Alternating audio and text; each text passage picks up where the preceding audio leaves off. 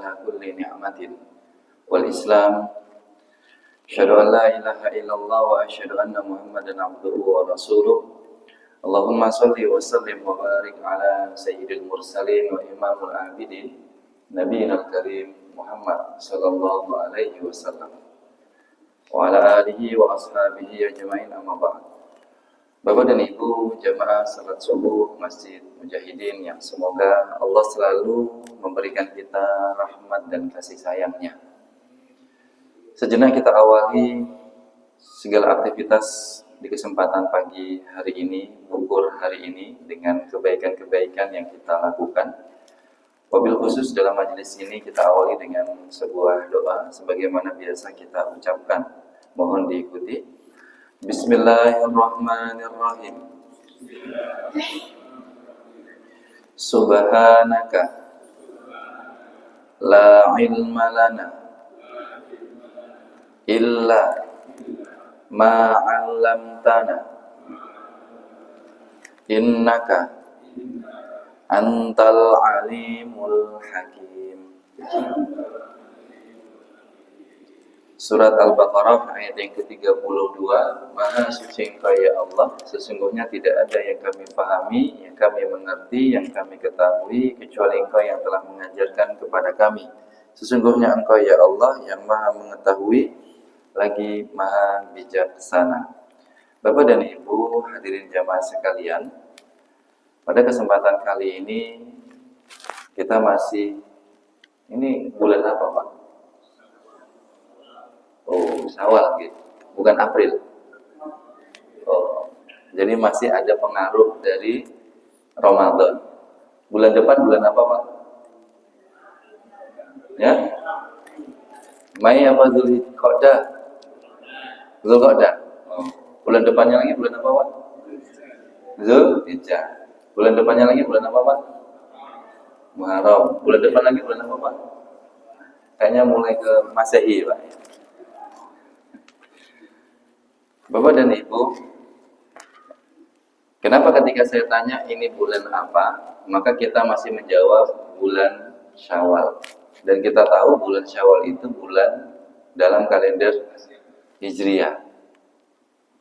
Tapi menariknya kalau saya tanya bulan berikutnya, insya Allah di antara Bapak Ibu, kalau secara personal yang tidak hafal kalender Hijriah, pasti akan lebih mudah menjawab dengan kalender Masehi.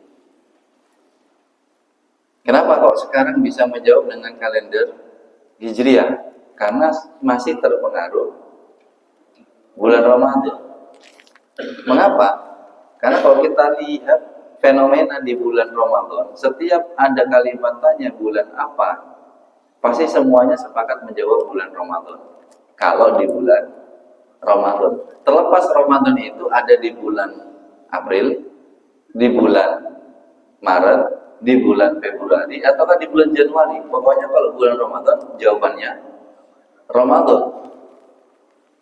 Tapi kalau misalnya pas, misalnya itu bulan Rajab, lalu kita ditanya bulan apa ini, kita menjawabnya kalender Hijriah atau Masehi, Pak? Insya Allah Masehi. Karena memang kita populer dengan kalender itu. Nah, pertanyaannya, adakah perubahan-perubahan setelah Ramadan? Mau tidak mau harus ada perubahan. Antara Ramadan dengan Syawal itu pasti ada perubahan. Apa saja Pak perubahannya Pak? Di bulan Syawal ini Pak, penjelasan apa yang berubah dibandingkan Ramadan? Hah? Tidak puasa. Akhirnya ukuran pinggang. Ukuran pinggang apa Pak? Saya belum tanya berat badan loh ya, masih ukuran pinggang. Karena ukuran pinggang itu masih bisa dimanipulasi. Tapi kalau berat badan, insya Allah sudah naik. Ramadan itu seharusnya memberikan sebuah perubahan-perubahan. Coba kita sedikit memperhatikan ayat yang populer di bulan lalu. Di situ ada kata-kata, jika Bapak dan Ibu masih ingat, bulan Ramadan ini adalah bulan spesial karena menggunakan kalimat asyam, jika masih ingat. kutiba alaikumus siyam. Siyam ini kan lebih khusus daripada kata saum, ya. Saum itu sifatnya umum, puasa yang umum, sedangkan siyam itu puasa yang khusus di dalam saum itu.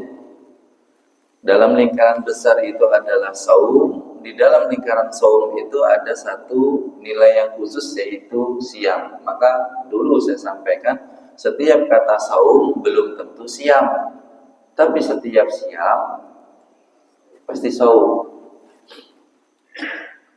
Karena kekhususan bulan Ramadan ini, maka tidak akan ditemukan pengaruh-pengaruhnya di luar Ramadan. Tidak akan kita temukan. Tapi menariknya adalah kutiba alaikumusiyam kama kutiba alal ladzina min qablikum. Ternyata puasa umum saum itu juga dinikmati oleh umat-umat sebelum kita. Bahkan tidak hanya umat Islam atau umat yang bertauhid saja yang berpuasa, namun mereka yang tidak bertauhid pun juga memiliki aktivitas yang bernama puasa. Yahudi berpuasa, Nasara berpuasa, dan lain sebagainya. Bahkan ini tidak hanya manusia yang memiliki aktivitas puasa, makhluk Allah yang lain pun juga memiliki aktivitas tidak makan dan minum, yaitu hewan. Bapak Ibu tahu ayam akan berpuasa saat mengerah telurnya. Dia punya satu prioritas, telurnya ini harus dirami dengan cara dia tidak boleh makan dan minum. Kira-kira kenapa Pak? Supaya nggak pecah telurnya Pak. Nanti kalau makan tambah berat badannya, akhirnya memecahkan telurnya. Ya nggak tahu, wallahu a'lam. Ikan salmon berpuasa, beruang berpuasa, unta juga bisa berpuasa. Bahkan juga yang kita populer, kita ketahui, ular juga berpuasa saat mengganti kulitnya. Ular juga berpuasa saat dia mau menjadi kepompong.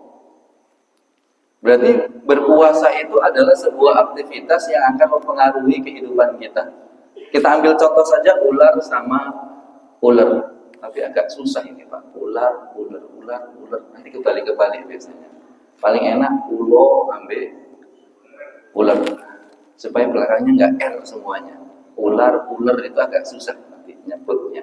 Ulo ambil ular, sama-sama berpuasa. Cuma bedanya perubahan apa yang dialami oleh ulo dan perubahan apa yang dialami oleh ular. Dua-duanya sama-sama ada perubahan. Ulo berubah dengan kulitnya yang lebih cantik, yang lebih indah, yang lebih bagus. Ular berubah jadi kepompong. Cuma setelah itu Pak, ulo sama ular ada perubahannya nggak setelah itu?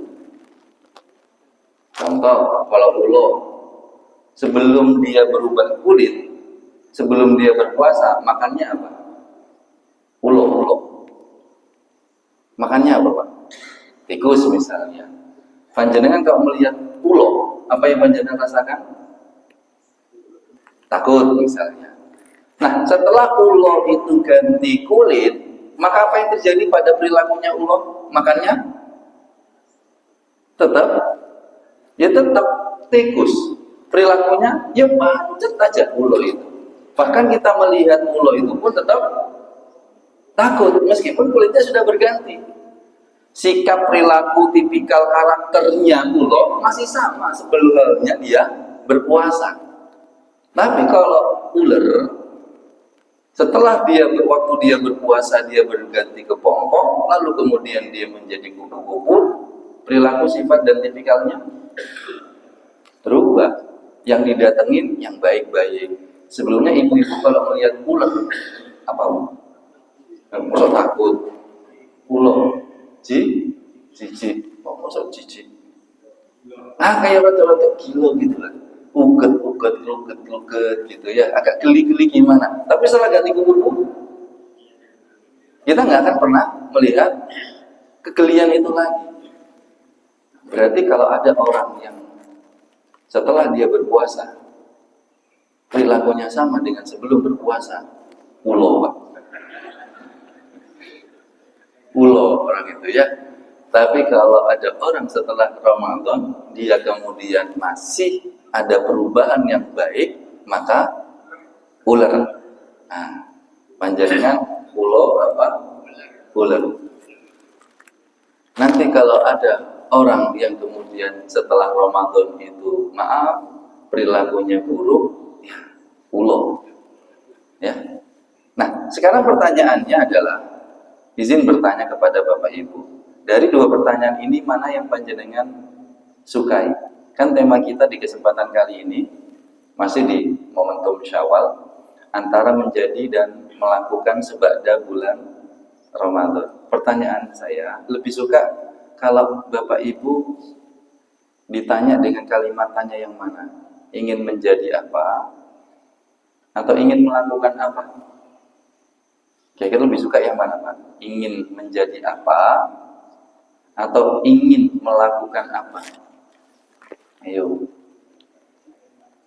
Ingin menjadi atau ingin melakukan? Ingin menjadi. Oh gitu. Ingin menjadikan pasti melakukan. Kayaknya belum pasti juga. Banyak orang ingin menjadi ahli surga tapi rotok-rotok ke kiri nanti ya. Nanti kita buktikan. Biasanya ingin menjadi apa, ini pertanyaan yang diajukan kepada anak-anak kecil ketika dia di TK, di PAUD, ingin jadi apa, gitu Pak. Jarang anak-anak kita itu ditanyakan ingin melakukan apa. Loh, kenapa anak kecil ditanya ingin menjadikan apa? Karena posisi dia itu masih fitrah, dia itu belum balik. Bahasa lain, dia itu belum punya dosa. Nah, maka izin pada kesempatan kali ini saya akan menjawab dulu ingin menjadi apa. Begini, masih di momentum Syawal, Bapak dan Ibu, saya secara pribadi mengucapkan selamat Hari Raya Idul Fitri 1446 Hijriah. Terus kalimat apa Pak biasa kita ucapkan? Taqabbalallahu minna wa minkum taqabbal ya karim. Kemudian minal aidin wal faizin. Terus lanjutannya, mohon maaf lahir batin. Saya mengucapkan ini kepada seluruh jamaah keluarga besar Masjid Mujahidin. Cuma izin bertanya, kalimatnya tadi kan ingin menjadi apa?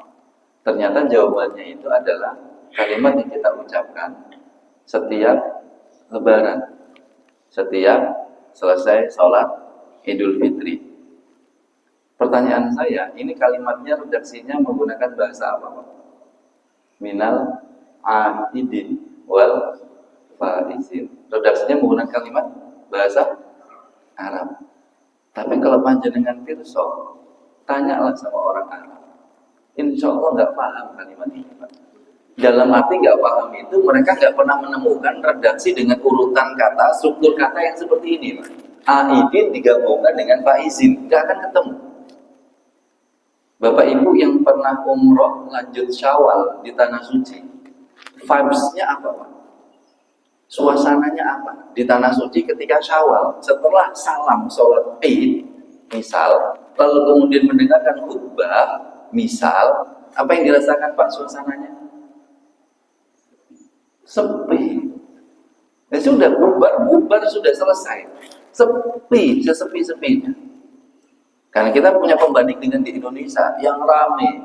Karena di Mesir atau pada umumnya di Saudi Arabia ataukah di Timur Tengah itu ramainya ketika Idul Adha.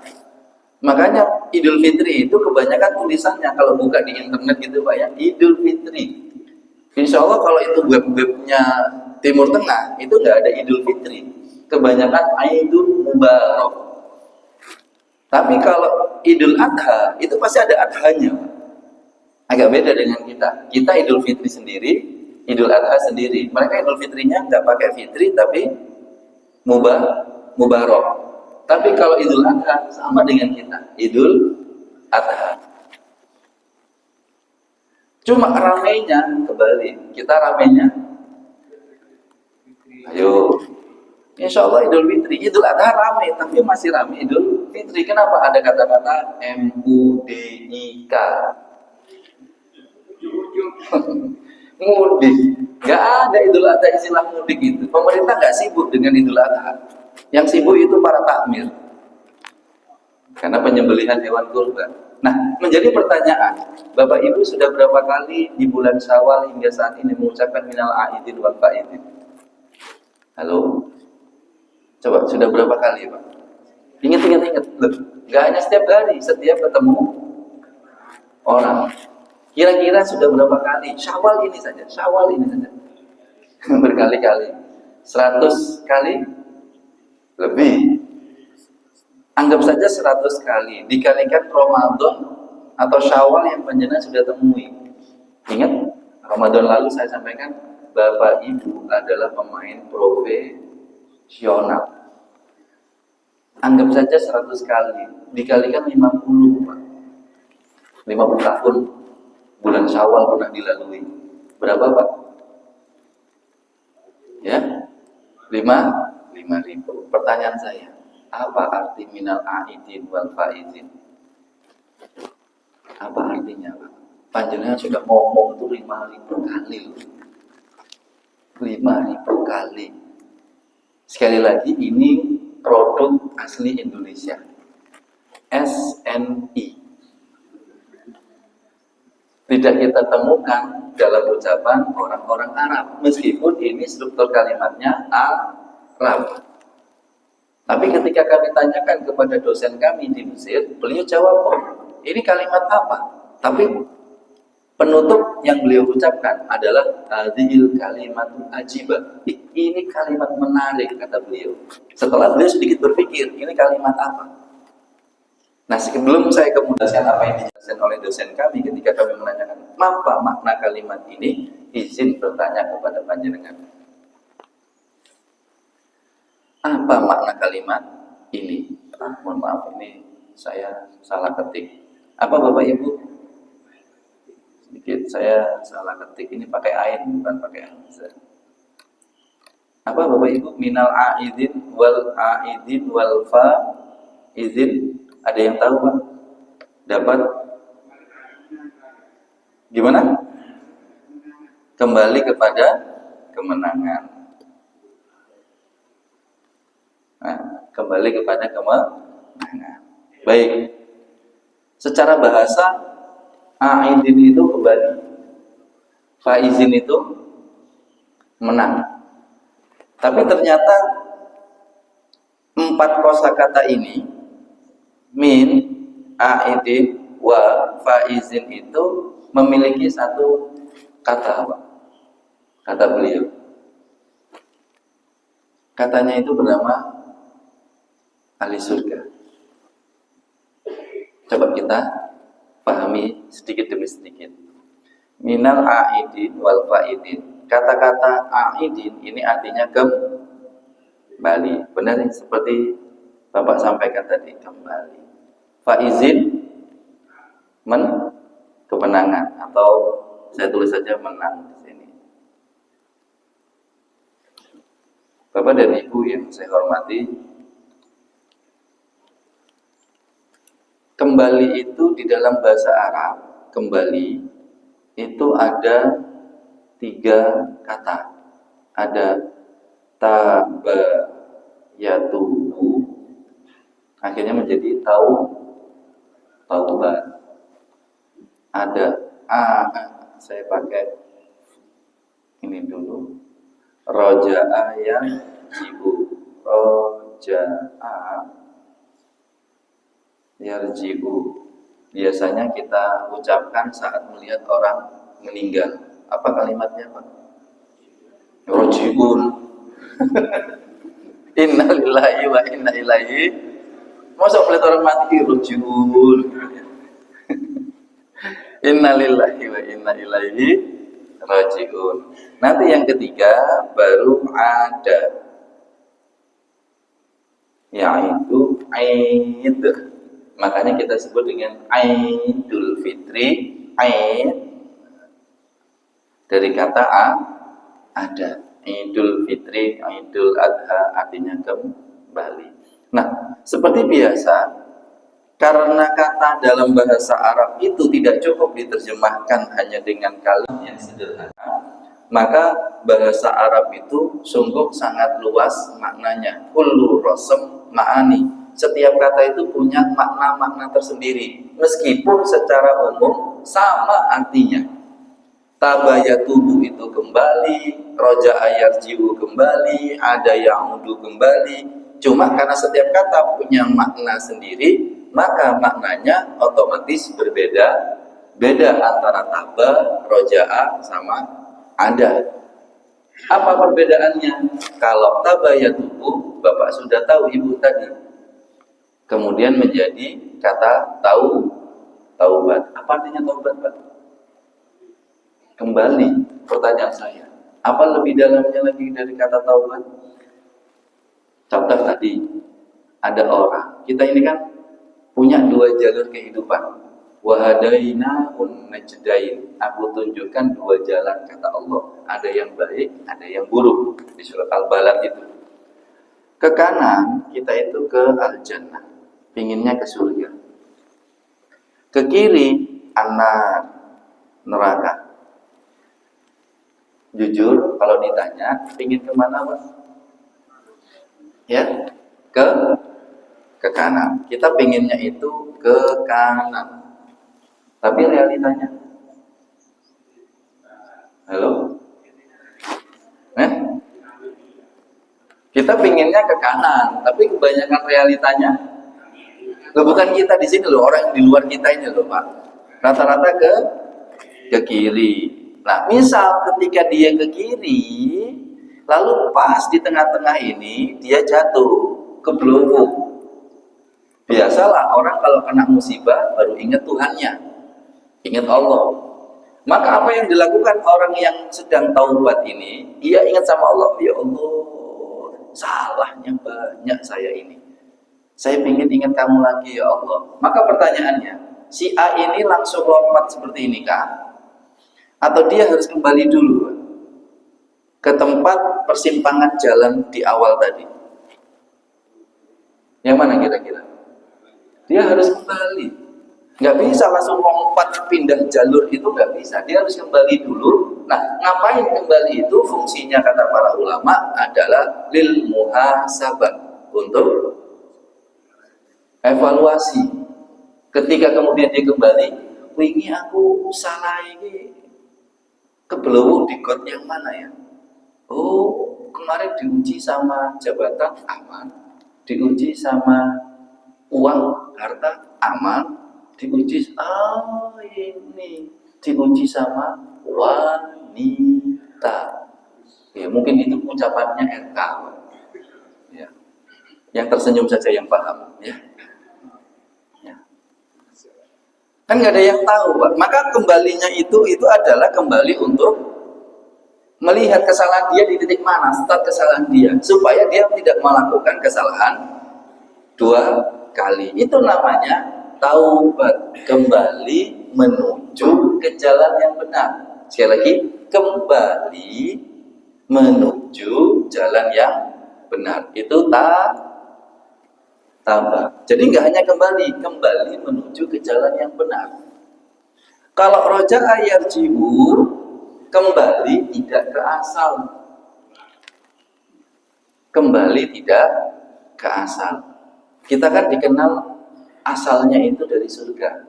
Dengan julukan kita di dalam Al-Quran disebutkan dengan kalimat Bani Adam. Nabi Adam tercipta di surga. Kita tercipta memang di bumi, cuma kita termasuk keturunan Adam. Kayak saya inilah, saya tercipta di Surabaya, Pak. Tapi ibu saya asalnya dari Kalimantan, bapak saya dari Jombang. Saya tidak salah kalau saya menganggap diri saya memiliki asal dari Kalimantan. Maka saya ditanya, mudik kemana Ustadz? Saya jawab, mudiknya ke Kalimantan. Karena saya juga punya asal dari Kalimantan. Nah, kita ini Bani Adam, asalnya dari surga. Cuma karena kata-kata roja'a yarji'u, kita kembalinya nggak ke asal. Berarti ketika ada orang meninggal, baliknya si mayit ini tidak ke asal. Karena kalimatnya roja yarji'u. Makanya kita kenal orang yang meninggal itu dengan sebuah sebutan dua statusnya. Bagi kita yang hidup, mengomentari si mayit itu dengan dua status. Kalau enggak husnul khotimah, suul khotimah. Enggak ada orang yang mayit itu langsung kita komentari, "Wih, husnul khotimah, Masya Allah, husnul khotimah." Padahal mohon maaf, tiba-tiba pas meninggal, ya apalah tubuhnya itu. Kan pasti ada kalimat husnul khotimah sama suul khotimah. Karena husnul khotimah menunjukkan kita langsung ke surga, suul khotimah bisa jadi transit dulu di neraka. Karena tidak langsung balik ke asal, maka orang yang meninggal disebut dengan roji'un. Masih ingat pertemuan kita beberapa bulan yang lalu? Insya Allah sudah lupa ya. Ya, saya yang bertanya sendiri kok, yang saya menjawab sendiri. Bapak dan Ibu, dalam hal kematian masih ingat? Saya masih ingat insya Allah slide ini. Qul inna sholati wa nusuki wa mahyaya wa mamati lillahi rabbil alamin. Menurut panjenengan ada yang aneh kan? Dari terjemahannya Pak, saya bacakan, saya perbesar terjemahannya. Ada yang aneh terjemahannya? Katakanlah, sesungguhnya sholatku, ibadahku, saat hidupku dan saat matiku hanyalah untuk Allah Tuhan semesta alam. Ada yang aneh nggak dari terjemahan pada umumnya? Yang mana? Ada kata saatnya. Biasanya Bapak Ibu menerjemahkan apa? Qul inna sholati. Apa terjemahannya? Sesungguhnya sholatku, wa nusuki, ibadahku, wa mahyaya, hidupku, wa mamati, matiku. Bedanya apa di situ? Ada kata saat. Soalnya apa? Dalam bahasa Arab, kalau hanya hidupku dan matiku, itu redaksi Arabnya beda, Pak. Kalau sholat ya dari dulu sholat itu tulisannya kayak gini. Sholat ya hidupku. Tapi kalau khusus berbicara tentang hidupku, itu ada sendiri hayati. Mohon maaf, ada buhayat atau Bu Hayati. Nah, kalau Hayati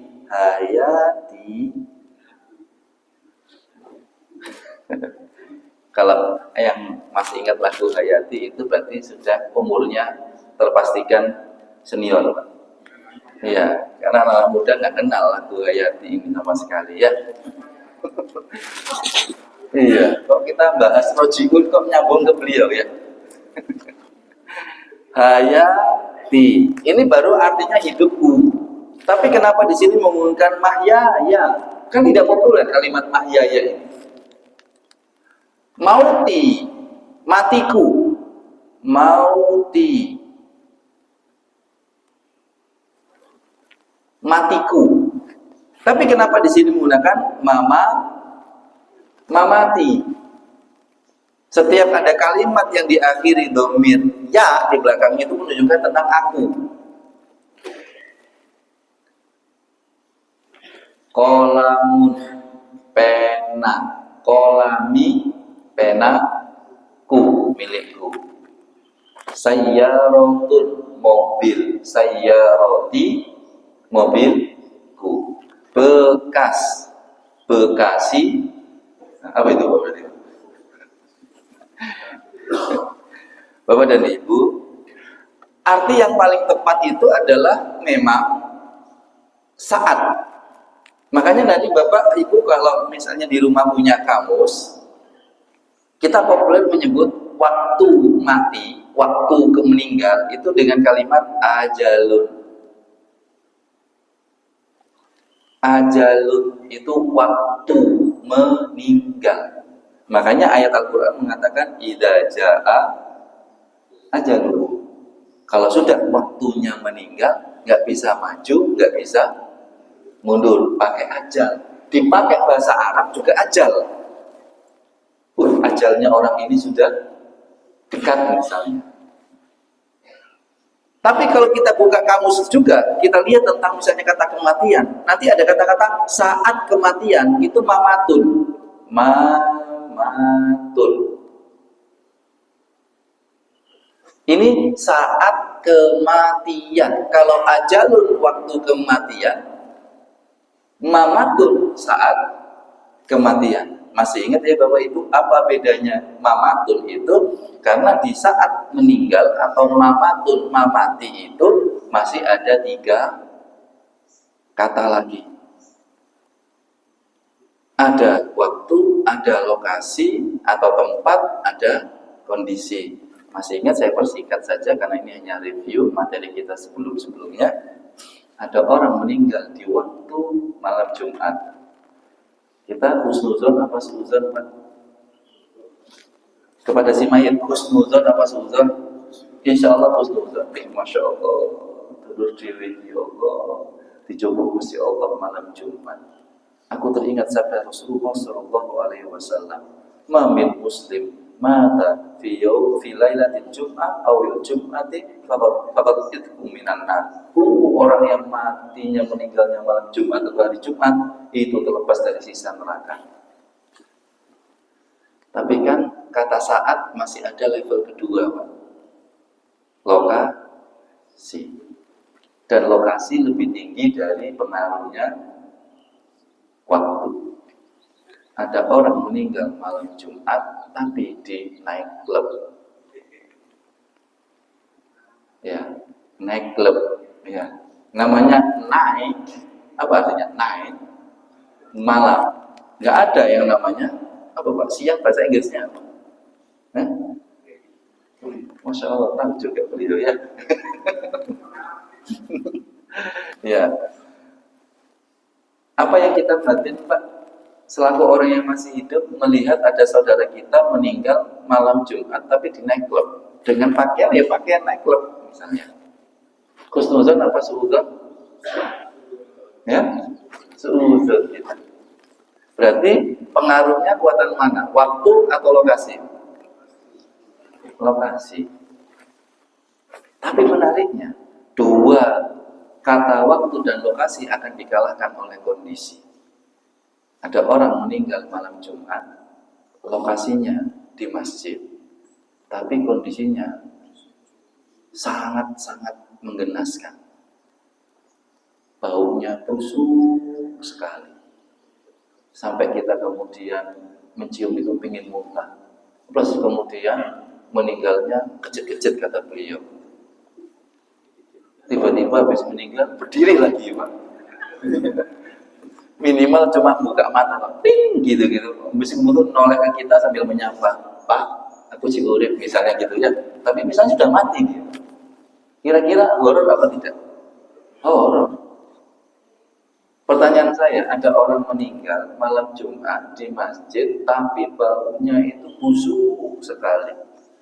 Tolong, ini saya tidak punya referensi sama sekali dengan Hidayah loh Pak, majalah ataupun sinetron-sinetron di salah satu televisi itu loh ya, nggak ada kaitannya ini Pak ya. Pertanyaannya, Bapak husnuzon apa suudzon? Suudzon apa husnuzon Pak? Suudzon kita. Ya Allah, seluruh di malam Jumat ya malam Jumat, masjid ya masjid, tapi kok apa saya ada kata tapi kok. Pertanyaan saya, berarti dari 3 kata ini mana yang paling penting Pak? Untuk menunjukkan kematian kita yang husnul khotimah? Yang mana Pak? Kondisi. Pertanyaan terakhirnya, mana yang menjadi wilayah hak prerogatif kita Pak? Tentang kata saat meninggal yang kita punya ikhtiar di dalamnya, yang kita punya ikhtiar di dalamnya Pak, menentukan kematian kita husnul khotimah. Mana yang punya kita? Kalau waktu punyanya Allah, kan kita nggak tahu kapan kita meninggal. Itu terserah Allah. Kita mau bunuh diri pun kalau belum waktunya ya nggak meninggal. Ada teman kami berapa 3 kali dia mau bunuh diri, ya nggak mati. Terakhir dia itu mau bunuh diri, mau gini kan pisau, kok malah pisaunya yang patah, tangannya nggak apa-apa, bukan dia kebal. Pasti ambil pisaunya itu pisaunya yang antara logam pisau dengan pegangan kayunya itu ternyata sudah rapuh. Jadi pas diginikan malah patah pisau sama pegangannya. Waktu miliknya Allah. Lokasi yang tahu Allah. Kondisi yang bisa mengusahakan, Pak. Kondisi miliknya siapa, Pak? Diri sendiri. Kondisi ini diri kita sendiri, nggak ada kaitannya dengan Allah. Ini wilayah kita sendiri, Pak. Diri kita sendiri. Kalau kita taat, kita baik, insya Allah kita akan husnul khotimah. Kelakuan, perilaku kita, amalan kita. Berarti kalau kita lihat dari sisi ini, saat meninggal, itu paling penting dalam kematian itu, siapa yang punya? Allah apa kita? Kita, karena kondisinya itu yang kita akui, kondisi itu mengalahkan waktu dan tempat, ternyata kondisi itu miliknya kita, bukan miliknya Allah. Maka kalau ada orang berucap, ya meneh lah, kematian itu kan di tangan Allah. Saya katakan kematian itu di tangan kita, bukan di tangan Allah. Iya, di tangan Allah itu waktu dan lokasinya. Tapi untuk penentu kondisinya kita sendiri. Berarti itu keindahan dan keadilannya Allah memberikan akhir kehidupan kita dengan kematian itu adalah kita yang punya penentunya, bukan Allah. Cuma terkadang kita agak salah memahami kematian kita itu ditentukan oleh waktu dan lokasi itu saja. Waktu dan lokasi. Maka ketika di kondisi inilah, waktu dan lokasi tidak menentukan husnul khotimah apa su'ul khotimah secara keumuman, tapi yang menentukan kondisi. Nah, maka kembali lagi kata-kata rojiun, ada orang meninggal yang husnul khotimah dan su'ul khotimah. Kalau su'ul khotimah, dia tidak langsung menuju surga. Maka kita ucapkan setiap ada yang mati, rojiun. Gak pasti langsung. Ada yang husnul khotimah, ada yang su'ul khotimah. Tapi ingat Bapak Ibu, sunnahnya Rasulullah, kalau ada orang meninggal, ketika kemudian kita dapati dia itu maaf, tidak baik kondisinya, tidak baik waktunya, atau tidak baik tempatnya, kita hanya diminta di poin titik netral. Ucapkan saja dengan bahasa kata Rasulullah, wajabat. Wajabat itu Allah yang nanti akan membalas. Maksud saya adalah panjenengan misalnya melihat ada orang yang meninggal malam Jumat, biasalah, normal saja. Kita ucapkan wajabat insya Allah. Itu hadis Rasulullah riwayat Imam Muslim. Pun juga sama, kalau kemudian ada yang kita lihat temukan, maaf, waktu panjenengan memandikan jenazahnya, tiba-tiba kok kaku, tangannya mungkin kaku kayak gini, apalagi tiba-tiba tangannya langsung 3 jari itu, Pak. Kayak so dipindah-pindah lagi. Yang 3 jari metal itu, Pak. Misal, kayak so 3 bengkok-bengkok, no, gak bisa ini misalnya. Wah, ini. Maka titik itu kita hanya diminta mengomentari wajabat. Boleh batinnya itu tetap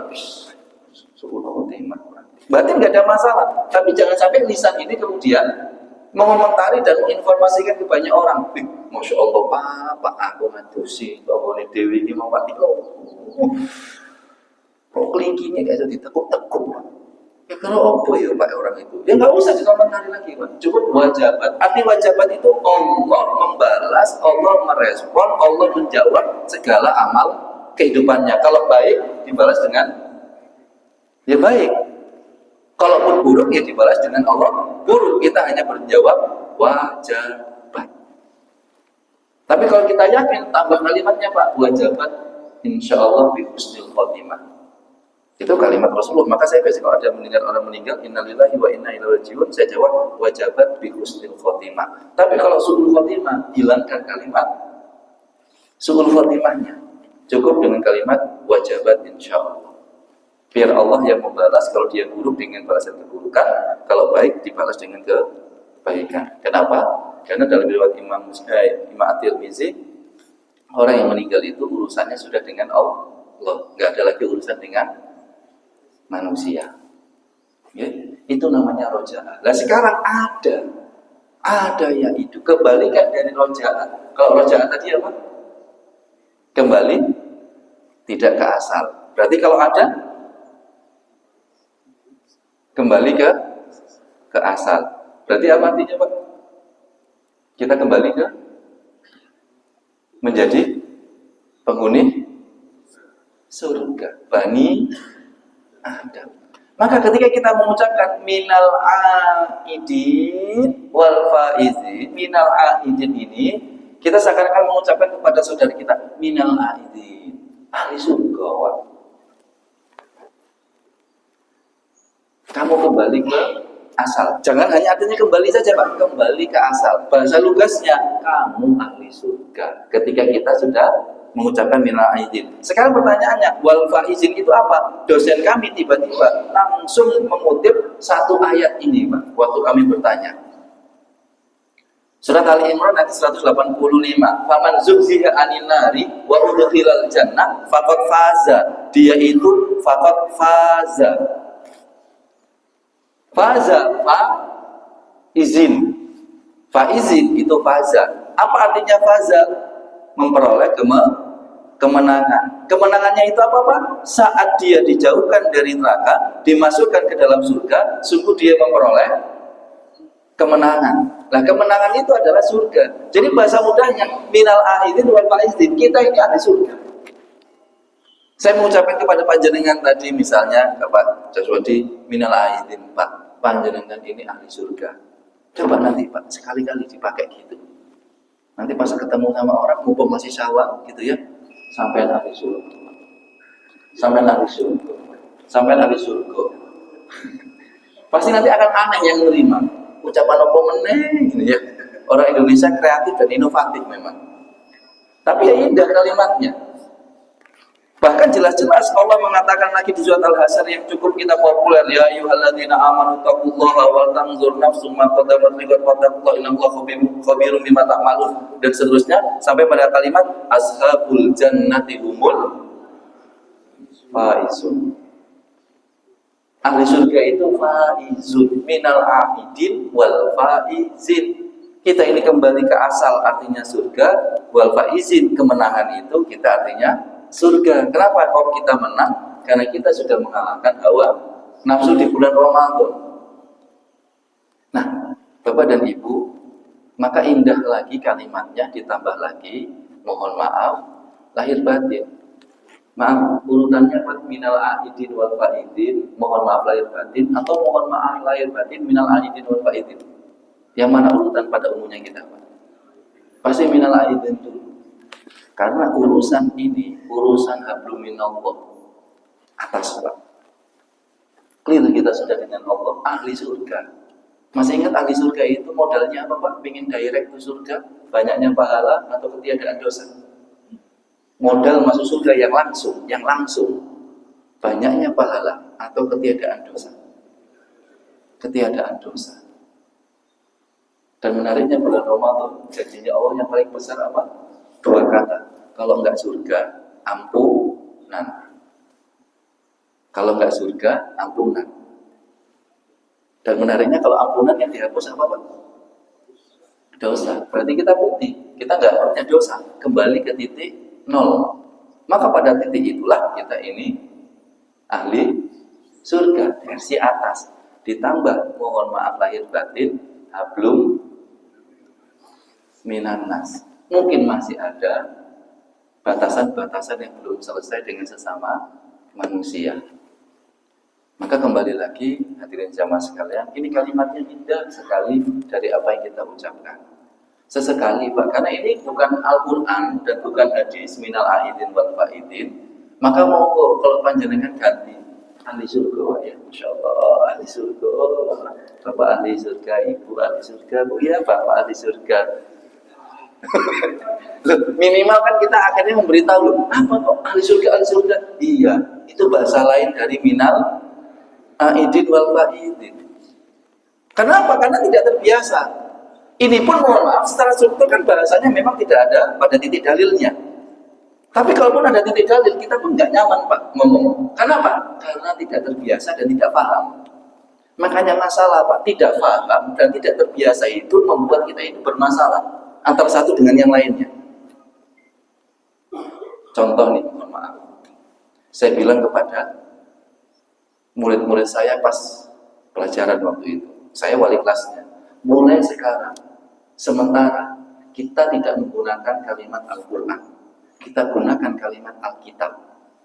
Saya bilang kepada murid-murid saya, Pak, selama sepekan ini kita jangan menggunakan diksi Al-Quran. Bukan larangan ini, Pak, hanya supaya kita mensyiarkan nama lain dari Al-Quran. Kan nama Al-Quran banyak, Pak, tidak hanya Al-Quran. Apa, Pak? Alkitab. Boleh nggak kita ganti kalimat Al-Fatihah dengan Ummul Kitab? Halo? Dalam arti ganti ini untuk mensyiarkan, bukan untuk menghilangkan. Boleh? Sesekali lah. Al-Hadiniyah As-Solih Al-Fatihah misalnya. Di lain waktu kita ganti kalimat itu Al-Fatihah dengan Ummul Kitab. Boleh? Boleh, karena itu nama lain. Maka suatu saat saya bilang ke murid saya, satu pekan nggak ada kita menggunakan diksi Al-Quran. Kita syiarkan nama lain dari Al-Quran. Bisa Al-Furqan, bisa Alkitab. Tapi yang saat itu saya pilih Alkitab. Rame nggak Pak? Saya rame dengan Al-Quran. Al-Quran datang, kemudian murid-murid saya bilang, ayo pelajaran Alkitab, pelajaran Alkitab. Kenapa? Karena di negara kita diksi Alkitab dimiliki Nasrani. Padahal Al-Quran jelas-jelas tulisannya Alkitab. Dzalikal kitab. Nah, cuma karena tidak paham dan tidak populer, akhirnya kita rata-rata gak enak perasaannya. Makanya banyaknya friksi di antara kita itu karena nggak paham dan nggak kebiasaan. Maka terkadang hal seperti itu perlu agar kita bisa memberikan penjelasan. Ayo pelajaran apa sekarang? Pelajaran Alkitab. Rame lagi Pak. Sampai singkat cerita saya dipanggil guru Al-Quran. Kenapa Ustaz Heru kok mengganti diksi Al-Quran dengan Alkitab? Saya jawab, saya tidak mengganti Ustaz. Saya hanya mensiarkan diksi Al-Quran yang lain supaya anak saya kenal dengan nama-nama istilah Al-Quran yang lain. Nanti pekan depan saya ganti Al-Furqan kok Ustaz. Jadi nggak hanya Alkitab. Maka sama halnya panjenengan tadi ahli surga Pak ya, Masya Allah, ahli surga. Nanti bertanya, kok ahli surga? Itu arti kata dalam minal aidin wal faizin. Dan yang terakhir Bapak Ibu, ingin melakukan apa setelah Ramadan? Singkat saja.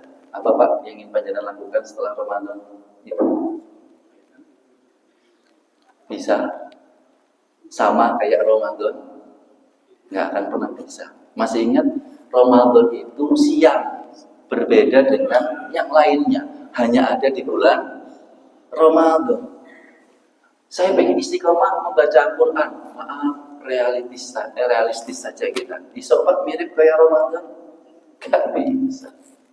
Takmir masjid gimana? Masjid sama kayak Ramadan ramenya. Angel. Iya. Semua aktivitas di bulan Ramadan tidak akan pernah bisa sama setelah Ramadan. Kenapa? Ya karena sudah beda kekhususan tadi itu. Masih ingat ya kalau di bulan Ramadan semua seger ibadah.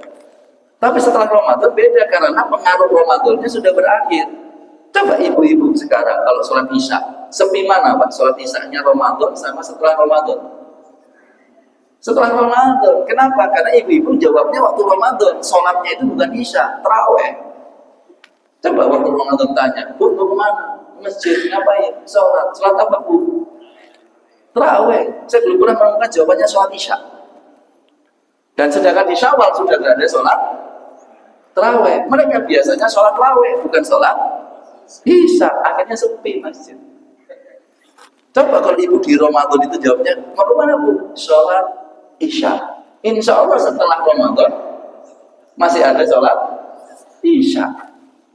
Tapi bukan masalah kemudian salah menyalahkan. Enggak, memang pengaruhnya Ramadan dengan pengaruhnya di luar Ramadan berbeda. Masih ingat saya analogikakan, kalau di tanah suci sergap sholatnya, tapi sudah pulang ke Surabaya, beda.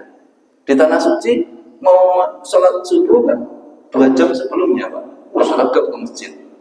Sampai Mujahidin, berangkatnya ke Mujahidin Pak, 2 jam sebelum adzan subuh apa? Oh, nggak azan berarti Pak ya, komat berarti Pak ya. Ya itulah kita. Kenapa? Beda tanah suci yang penuh dengan keberkahan dengan Surabaya. Beda Ramadan yang penuh dengan keberkahan dengan bulan Syawal. Namun Bapak Ibu, ada satu yang bisa kita lakukan dan sama kok dengan Ramadan. Allah menyamakan. Apa itu? Puasa Syawal. Lihat kalimat terakhirnya. Kasiyamid dahar. Pakai siam atau pakai saum? Pakai siam apa saum kalimatnya ini? Siam. Kita ditanya, pingin Ramadan lagi nggak? Oh, pingin Ramadan 1 tahun. Mulai mikir. Saya ulangi lagi. Bapak Ibu pingin kangen sama Ramadan? Kangen. Kayak kita pulang dari umroh Pak, baru pulang. Kita kayak pingin balik lagi. Kayak Ramadan, ingin, tapi ketika ditantang, ayo Ramadan 12 bulan, mikir-mikir kita. Maka Allah hadirkan rasa pingin kita itu dengan puasa Syawal, dengan kalimat kasiyamid dahr. Apa itu? Seperti dia berpuasa dengan kata siam selama 1 tahun. Lah puasa Ramadan 30 hari itu bisa. 6 hari.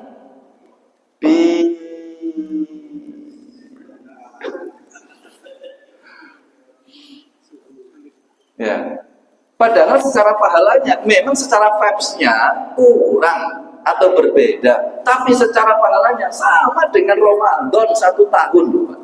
Kita pingin Ramadan nih, pingin Ramadan, Allah hadirkan dengan tambahan 6 hari saja.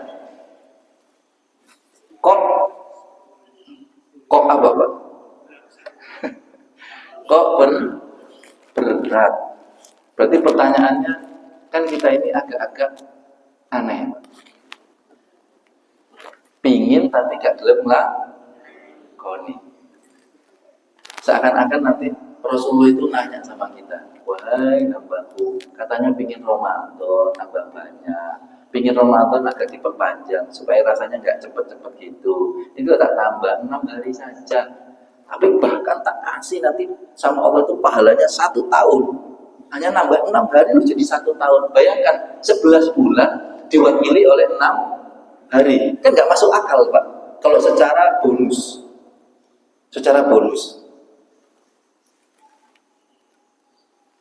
Tapi ya realitanya susah. Izin survei kecil-kecilan. Kenapa susah ya Pak? Ini survei. Pertanyaan survei. Gak ada menyalahkan, gak ada membenarkan. Survei saja. Kenal banyak saja. Ada lagi Pak? Kenapa Pak? Kenapa Pak susah Ibu? Syawal itu kenapa susah? Nggak ada teman, nggak ada? Ada? Apa lagi Pak? Ustaz, kan kita baru boleh puasa itu tanggal 2. Nah tanggal 2 itu lo masih anget-angetnya Ustaz. Syawal, sowan-sowan. Nanti saja Ustaz sepekan kemudian. Pas sepekan kemudian dia kembali ke Jawa Timur. Kemudian mau puasa, kok musim?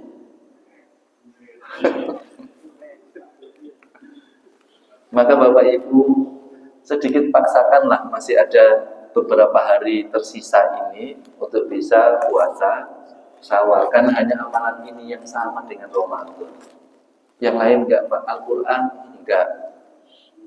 Pasti kita turun kalau dibandingkan itu. Sholat sama. Panjenengan setelah Isya kan ba'diyah. Setelah itu lanjut lagi Pak. 11 rakaat terus enggak insya Allah. Karena enggak ada salat tarawih memang. Dan lain sebagainya. Maka menjadi penutup kalimatnya ini Pak. Berarti iman kita dibandingkan Ramadan dan Syawal, iman kita apa? Bertambah atau berkurang? Hah? Saya tidak menyatakan panjenengan berkurang atau bertambah. Tapi lihat kalimatnya seorang Syekh Mutawali Asy'arawi di Mesir. Kalimat ini indah, Pak. Ini tolong nanti sampaikan kepada putra-putri panjenengan yang salah dalam memahami hadis yang populer. Iman itu bertambah dan berkurang. Pernah dengar hadis ini kan pasti? Kata Syekh Mutawali Asy'arawi, yang pasti kelihatannya iman bertambah dan berkurang bukan menunjukkan tentang keburukan, tapi tentang sebuah kondisi yang sudah Allah buat kaidahnya. Apa itu kalau ketika beliau menafsirkan iman bertambah dan berkurang? Itu adalah ketika bulan Ramadan ke bulan Syawal. Di bulan Ramadan iman kita bertambah, di bulan Syawal iman kita